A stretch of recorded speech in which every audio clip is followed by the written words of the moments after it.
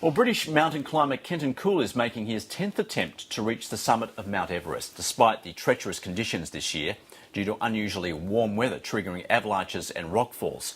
There's an added incentive for his climb. Packed among his equipment is a 1924 Olympic gold medal.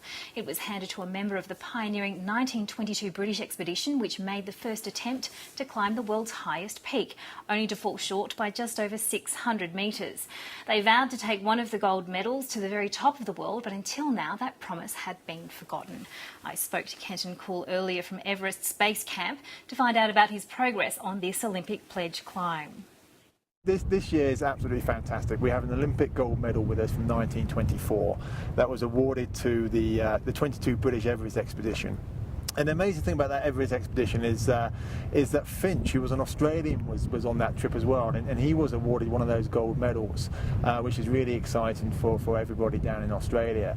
But yeah, I mean, it's been a topsy-turvy season so far on Everest, what with Russell Bryce pulling out, with the British walking with the wounded team. Conditions haven't been the best, but we're hoping now, reports coming back from the mountain are that the snow's settled, that the conditions are looking better. So what we're doing now, we're just waiting for the weather. It's really, really windy high up. So we're just waiting for that jet stream to pass, and then Keith and myself, the little team that we have, we're going to make our way back up the hill. And of course, now the whole idea of the medal was that Lieutenant Colonel Strutt, the second in command of that 22 Everest expedition, when he received the medals, he pledged to Baron Pierre de Coubertin, the founding father of the modern Olympics, that one of these medals will be taken to the very top of the world. For lots of reasons, that's never been done. So 2012, the Olympics comes to Great Britain. The UK is full of clamour for sport this year, and it seemed like a very, it just seemed like the right time to try and take one of these medals to the top. So that's exactly what we're going to try and do. It must have a lot of significance for you, given your love of mountain climbing, to be carrying this gold medal to the summit of Mount Everest. But I imagine it also has a great deal of significance for the family members of that 1922 mountain climbing team, some of whom I understand you've met. Absolutely. I mean, the medal that we have here is a medal that was awarded to Arthur Wakefield. He was one of the climbers that stepped in to help on the medical issues in 1922. And I travelled across to Canada to go and pick that medal up. And his grandson, Charles Wakefield, just a charming man. So kind of him to lend us the medal. But then since we went public with the BBC in the UK, lots of the family members of the other team members have been coming out of the woodwork and wishing us all the best and the support. And I think certainly in the UK there's a bit of a groundswell that what we're trying to do is honour those 22 Everest expedition members, because they did do an amazing feat, one of the most outstanding feats that's ever been done on Everest.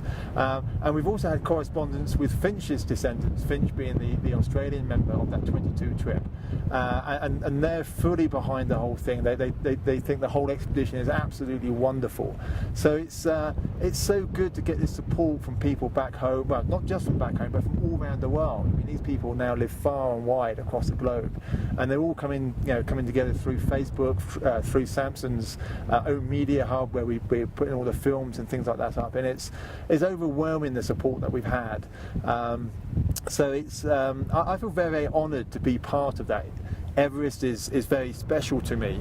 This is my 9th consecutive year, with my 10th summit, and just to be even just a tiny part of Everest history is just amazing. I feel very proud and privileged to be in this situation. It's extraordinary that you're able to share your experiences of Mount Everest with us at the moment, and people charting your progress all around the world. But how different it must have been 90 years ago for those mountain climbers in 1922. The whole thing, technology has moved on so far. I remember being in the Everest region back in 1995, the first time I visited this region. And there was no telephones, I had no sat phone, and what I used to do, I just used to disappear into the mountains and then send the occasional letter back to the family, or what I did, I used to write everything down on a piece of A4 piece of paper and fax it from Kathmandu to my father's office. Now, and that was just in 95, so that was, 15, 16 years ago. Whereas if we go back to 1922, those guys were away for like 8 or 9 months at any one time. now in 2012, I mean, I've been away for almost 2 months now, and I desperately miss my wife and my baby daughter. But we can upload things to Facebook, to Twitter. We've got these amazing telephones which we can link in nowadays. In 1922, it was entirely different. Those guys were really out on a limb. They would get the occasional letter from home. They would send letters back. It really was very, very difficult to communicate with the outside world. I was reading one of the books recently, and it took 9 days to get information from base camp to the nearest town where they could send a telegram back to the UK.